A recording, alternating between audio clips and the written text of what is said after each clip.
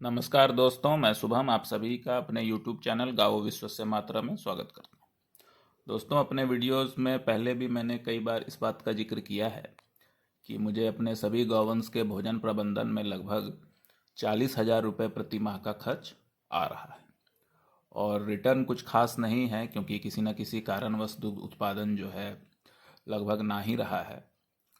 तो ये खर्च बहुत ज़्यादा था और मेरा पूरा फोकस इस बात पर था कि इसको कम किया जाए, लेकिन कोई खास सफलता नहीं मिल पा रही थी। हरा चारा हम उगा नहीं पाए, उसके बारे में भी मैंने बताया है।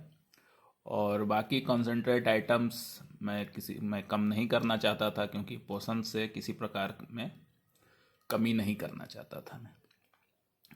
तो ऐसे ही चल रहा था लगभग 2 सालों से।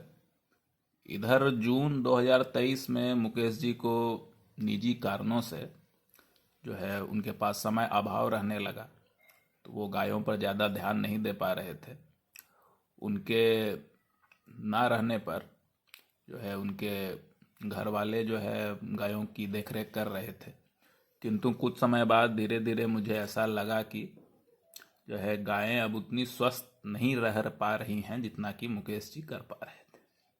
तो मैंने ये मन बनाया कि अब इन्हें यहाँ से शिफ्ट कर देना चाहिए। तो अगस्त 2023 में 3 गौवंशों को, गौतम, गंगा और तुष्टि को मैंने गांव भेज दिया, जहाँ पर कि मेरा चचेरा भाई है, वह उनकी देखरेख अभी कर रहा है। और अक्टूबर 2023 में मैंने हरिणी और गोविंदा को अपने पास ले आया। तो तब से अब तक यानी कि जनवरी 24 में कई प्रयासों के बाद अब इनके भोजन प्रबंधन में मुझे लगभग 1 माह का 15,000 रुपये खर्च हो रहा है। तो उत्पादन अभी भी लगभग शून्य ही है, लेकिन अब यह है कि 15,000 रुपये मैं गौ सेवा में लगा सकता हूँ, चाहे कुछ मिले या ना मिले। तो 40,000 रुपये से 15,000 तक कैसे हुआ, इसकी डिटेल में चर्चा इस वीडियो में मैं करूँगा। तो हरिणी को मैं नवंबर 2021 में लेकर के आया था और उस समय लगभग उसके भोजन प्रबंधन में 5 से 6 हज़ार रुपये का खर्च आता था। उसको लगभग 3 किलो कॉन्सेंट्रेट देता था। फिर तुष्टि हुई तो काफ़ी परेशानियां हुई, आप लोगों को मालूम है। फिर भी लगभग 3 किलो का दुग्ध उत्पादन रोज का था। तो हम यह मानकर चल रहे थे कि चलो ठीक है, 65 रुपये प्रति केजी हमें दुग्ध उत्पादन पड़ रहा है घर पर, लेकिन देसी गाय का शुद्ध दूध मिल रहा है, यही बहुत बड़ी बात है। तो ठीक है। फिर तुष्टि थोड़ी बड़ी हुई, उसका भी जो है कॉन्सेंट्रेट चालू हुआ, तो 8-9 हज़ार रुपये तक में जो है अच्छे से चल रहा था। फिर गौतम आया, उसको भी जो है 2.5-3 किलो का कॉन्सेंट्रेट दे रहे थे, तो 6-7 हज़ार उसका हो गया। तो 15,000 रुपये के आसपास इन 3 प्राणियों का खर्च था। तो उसके बाद की जो सारी प्रोसेस है वो आपको मालूम है। तो इनको फिर मुकेश जी के पास भेजा था, वह सब डिटेल मैंने दिया है। फिर गंगा आई, गोविंदा आई, भोला आया। तो ये सब जो है किन किन परिस्थितियों में आए ये भी आप लोगों को मालूम है। उसके बाद से बारिश ना होने की वजह से काफ़ी चीज़ों में जो भोजन सामग्रियां थी उस कीमतों में उछाल भी आया। दुग्ध उत्पादन जो है ना गंगा से मिला और गोविंदा से भी काफ़ी कम समय के लिए मिला। तो इनके भोजन का कुल खर्च 40,000 के आसपास आ रहा था। तो इनके भोजन प्रबंधन का जो डिटेल है ये आप ये एक्सेल सीट पर आप देख सकते हैं। ये अप्रैल 2023 की ये कॉस्ट सीट है। तो इसमें हमने भोला का हटा दिया है क्योंकि वो अब हमारे बीच नहीं रहा। तो ये 5 प्राणियों का कुल खर्च जो है एक्सेल सीट में ये देख सकते हैं आपकी 35,000 रुपये करीब आता है। तो फिर जब मुकेश जी के पास से जब गायें आ गई, तो अब फिर से पूरा भोजन प्रबंधन मुझे करना था। तो किसको कहाँ, किसको कितना आइटम्स देना है, कहाँ से लाना है, ये सब प्लानिंग करनी थी। तो इस बार मैंने सोचा कि कीमत, अब मैं अपने तरफ से देखता हूँ कि कीमतों को किस प्रकार से कम किया जा सकता है। तो पूरी प्लानिंग फिर से हुई और इस प्लानिंग में मेरे मुख्य सहयोगी रहे हैं ज्योति यादव, जो जौनपुर के रहने वाले हैं, और उनसे काफ़ी गहनता से जो है डिस्कशन करने के बाद जो है हमने जो है कीमत कम करने की कोशिश की, और पोषण में कोई कंप्रोमाइज़ नहीं करना था, ये तो क्लियर था। तो सबसे पहले तो यही था कि हरा चारा उगाया जाए, और जो महंगी चीज़ें हैं, जो कि 30-35 रुपए प्रति केजी से ऊपर की चीज़ें हैं, उनका सब्स्टिट्यूट खोजा जाए। तो हरे चारे के लिए गांव में अपनी पैतृक ज़मीन में से कुछ हिस्से पर जो है, जो कि गांव के बीच में है, दूर में तो फिर जो है उसको देख रेख करना थोड़ी सी मुश्किल होती है, तो जो मतलब गांव के बीच में है उसमें हमने नेपियर लगाया। तो हरा चारा हमने कैसे उगाया, इन सब की डिटेल मैं अगले वीडियोस में आपको दूंगा। तो महंगे आइटम्स में सबसे पहले जो है चना का बेसन था, तो उसके बदले जो है दाल मिल में दाल के टुकड़े जो बच जाते हैं उसके लिए पता करने के लिए बोला गया। तो एक बड़ी सत्तू मिल में पता चला कि जो चना का चोकर और चना का छिलका, उनका बाई प्रोडक्ट्स निकलता है।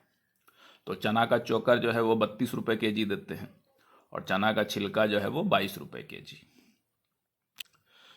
तो चना चोकर जो है हमने बेसन के बदले चालू कर दिया, और छिलका जो कि मतलब गेहूं का चोकर भी एक तरह से जो है फाइबर है, छिलका है, जिसमें कि फास्फोरस की मात्रा होती है, तो उसके लिए जो है चना का छिलका उसके बदले में। तो ये काफ़ी बड़ी बचत थी, क्योंकि 60 रुपये का बेसन पड़ता है, 60 रुपये 58 रुपये आप चना खरीदें फिर उसको पिसवाएं 2 रुपये केजी, तो 62 रुपये पड़ जाता है। और चोकर भी जो है वह बोरे पे लेने पर भी 33 रुपये किलो करीब पड़ता है। तो 60 के बदले आपको 32 में सामान मिल जा रहा है, और 33 रुपये का चोकर के बदले 22 रुपये का छिलका मिल गया। तो ये काफ़ी राहत थी। फिर तीसी की खल भी काफ़ी महंगी होती है, तो उसको बदले जो है वो चना का चोकर ही कर दिया, क्योंकि दोनों ही प्रोटीन के अच्छे सोर्स हैं। और जो चिकनाई है, जैसे खल में थोड़ी चिकनाई होती है, तो तेल के लिए अलग से जो है सरसों तेल, 200 ml सरसों तेल हफ्ते में जो है देते हैं। और गोविंदा को एक साथ नहीं देते हैं, क्योंकि फिर पेट उसकी गड़बड़ हो सकती है, तो उसको जो है रोज का अल्टरनेट डे करके 50 ml उसको दे देते हैं।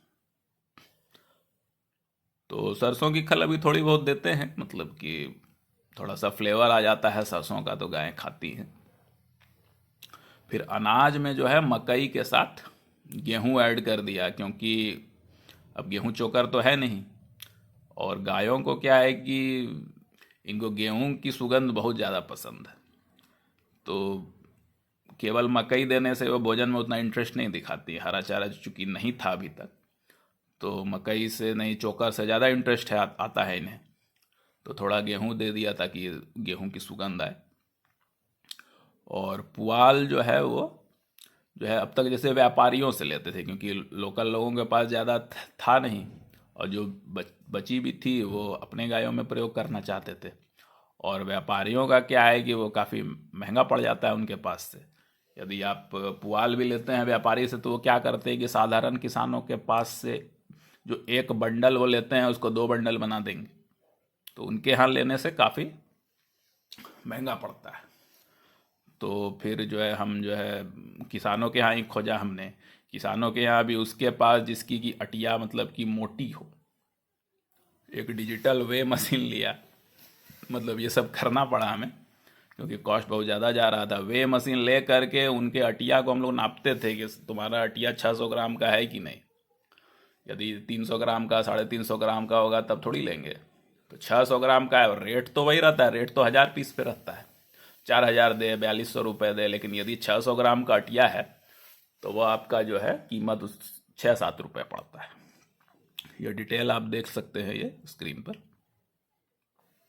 तो इतना सब करने के बाद भी खर्च अभी भी काफ़ी था। तो ठंड में मतलब कि रबी फसल के दौरान हरा चारा अच्छे से उगा पाएँ, इसकी प्लानिंग हमने उसी समय शुरू कर दी थी। बीज मंगाए, मतलब देसी बीज जो है अच्छी जगहों से मंगाए, और चूँकि ठंड में नेपियर उतनी तेज़ी से बढ़ती नहीं, तो नेपियर लगाने का हमने नहीं सोचा। तो बरसीम, सरसों और मक्खन घास एक होता है, राई ग्रास, उसको सेलेक्ट किया कि ये तीनों जो है ठंडी में अच्छे से उगेंगे। तो इधर धान की फसल भी फिर हो गई। तो बरसीम अभी काफ़ी अच्छी हो गई है, मक्खन घास अभी छोटा है। तो भाई को हमने कहा था कि लगभग जो है जितना भी मतलब बरसीम हुआ है उसमें 30 भाग में एक बार काटो, चाहे कम ही रहे लेकिन रेगुलर रहे, कि जो भी हरा चारा हो रहा है रेगुलर हमें कितना मिल रहा है ये पता चल जाए। और जो है 30 दिन, जैसे आज ये पार्ट जो है कटा बरसीम का, तो उसको 30 दिन मिल जाए फिर से ग्रो करने का। तो उसमें क्या है कि वह जितना बड़ा कटा उतना बड़ा लगभग हो जाता है। तो एक ये हो गया। उसके बाद मक्खन घास और जई भी एक बार काट लिया है हमने, हालांकि अभी छोटा है, लेकिन काटने के बाद क्या है कि वो फिर से थोड़ा फैलता है और अच्छे से बढ़ता है। तो लगभग रोज का 30 किलो हरा चारा भी हो जा रहा है। तो मक्खन घास और जई जैसे जैसे बढ़ेगा तो ये थोड़ा धीरे धीरे बढ़ेंगे ही। बरसीम भी अभी और तेजी से बढ़ेगा ही। तो ये हुआ। तो हरिनी को का जो है हमें लगभग साल भर हो गया है, तो अब पता चल रहा है कि वो गाभिन नहीं है। पीढ़ी कराया उसका हमने, तब पता चला। उसकी डिटेल मैं दूंगा आपको अगले वीडियोस में कि क्यों इतना कन्फ्यूज़न हो गया। तो उसको भी मैंने जो है अपने पास से फिर उसको गांव पहुंचा दिया है, क्योंकि वहां पर गौतम है। तो अभी जो है मतलब कि हरिनी और गौतम को मुख्यतः जो है हरे चारे पर रख दिया गया है। बॉडी मेंटेनेंस के लिए उनको 1-1.5 किलो जो है मकई दे दिया जा रहा है। बाकी बरसीम जो है प्रोटीन का काफ़ी अच्छा स्रोत है ही। तो गाय जो है मतलब हरा चारा बहुत चाव से खाती हैं। कॉन्सेंट्रेट देने के बाद भी वो मतलब कि जो भोजन है वो छोड़ सकती हैं, लेकिन हरा चारा यदि मिल गया तो पूरा खा जाती हैं। तो तुष्टि चूंकि अभी ग्रोइंग स्टेज में है और गंगा गोविंदा गाभिन है। गोविंदा का तो हाथ डलवा कर पीढ़ी हमने करवा लिया है, तो उसका तो कंफर्म है। गंगा का भी जो है स्राव आता है उस तरह का पीला वाला, तो वो भी कंफर्म ही है। तो इनका कॉन्सेंट्रेट हम कम नहीं कर रहे हैं। तो लगभग सारा हरा चारा जो है गौतम और हरिणी को ही दे दिया जा रहा है। बाकी जो प्राणी हैं उनको थोड़ा थोड़ा दे देते हैं ताकि चाट पोंछ कर खा जाएं अच्छे से। तो गोविंदा अभी जो है मेरे निवास पर ही है। उसके लिए भी अपने जो है निवास पर कुछ हरा चारा मैंने उगाने का प्रयास किया है। तो अभी जनवरी 2024 की कॉस्ट शीट आप देखिए यहाँ पर। गंगा, तुष्टि और गोविंदा का कंसंट्रेट लगभग वही है जो अप्रैल 2023 में था। चूड़ा गोंडा जो है गोविंदा को छोड़कर बाकी सबका बंद कर दिया है, क्योंकि हरा चारा है ही, तो ये सब अब जो भी भोजन दिया जाता है वो छोड़ने का तो सवाल ही नहीं। हरा चारा होने से पुआल की भी खपत कम हुई है। तो कुछ खर्च जो है, जो हरा चारा उत्पादन है उसका हम यहाँ पर जोड़ दे रहे हैं। जैसे 1100 रुपये प्रति माह का खर्च आता है लगभग। तो ये कुल खर्च जो है 15-16 हजार रुपये के आसपास आ रहा है। तो गंगा गोविंदा दोनों गाभिन है, तो मार्च से कुछ दुग्ध उत्पादन होगा। गंगा से हमें ज़्यादा दुग्ध उत्पादन की उम्मीद है। तो मार्च से दोनों मार्च में भी आएंगे। जैसे 7 जून की गाभिन है तो 7 मार्च को 9 महीना उनका पूरा हो जाएगा। तो तब शायद जो है फाइनेंशियली ये प्रकल्प हमारा जीरो कॉस्ट पर आ जाए। तो आज के वीडियो में इतना ही। मिलते हैं अगले वीडियो में। बाकी सभी गायों और अन्य बिंदुओं पर अलग से वीडियोस मैं बनाऊंगा। तो तब तक के लिए जय गौ माता, जय गोपाल।